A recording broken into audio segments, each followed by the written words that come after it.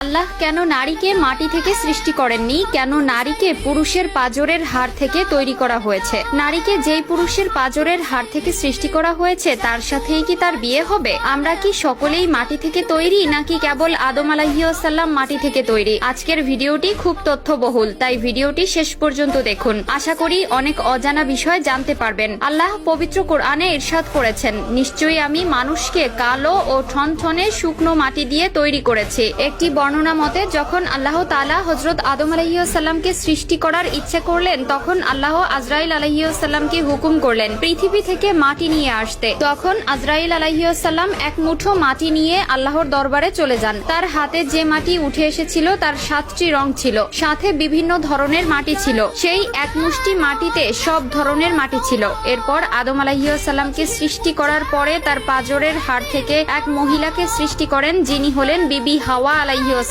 বিবি হাওয়া দুনিয়াতে আগমনকারী প্রথম নারী ছিলেন। হযরত আবু হুরায়রা রাদিয়াল্লাহু তাআলা আনহু হতে বর্ণিত, মহানবী সাল্লাল্লাহু আলাইহি ওয়াসাল্লাম বলেছেন, যে ব্যক্তি আল্লাহ ও আখিরাতের প্রতি বিশ্বাস রাখে সে যেন তার প্রতিবেশীকে কষ্ট না দেয় এবং নারীর সাথে সৎ ব্যবহার করে। নারীদের সাথে তোমরা খারাপ আচরণ করো না, কেননা নারীদেরকে পুরুষের পাঁজরের বাঁকা হাড় থেকে সৃষ্টি করা হয়েছে। পাঁজরের সবচেয়ে বাঁকা হাড় হচ্ছে উপরের অংশ।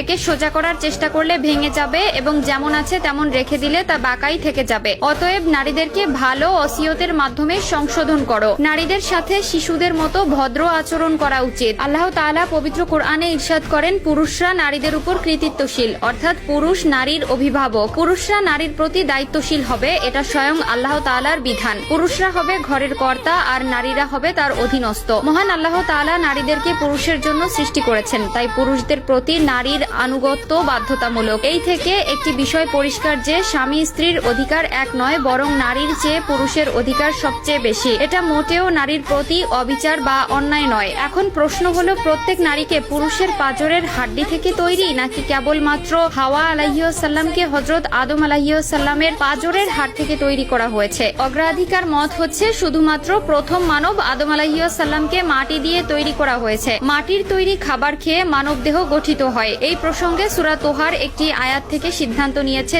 যে মানুষকে সৃষ্টি করা হয়েছে মাটি থেকে। আল্লাহ তাআলা পুরুষকে তার প্রতি ইঙ্গিত দেন। আল্লাহ ইরশাদ করেন, আমি নারীদেরকে কাদা মাটি দিয়ে সৃষ্টি করিনি। নারী সৃষ্টি হয়েছে পুরুষেরই অংশ থেকে, যাতে নারীরা তার প্রতি অনুগত থাকে, পর্দা করে এবং পবিত্রতা বজায় রাখে। নারীর পবিত্রতা কতটুকু জানেন? আল্লাহর ফেরেশতারাও জানে না নারীকে কোন উপাদান দিয়ে তৈরি করা হয়েছে, আর সেই পবিত্রতা আজ অনায়াসে বিলিয়ে দিচ্ছে। নাউজুবিল্লাহ।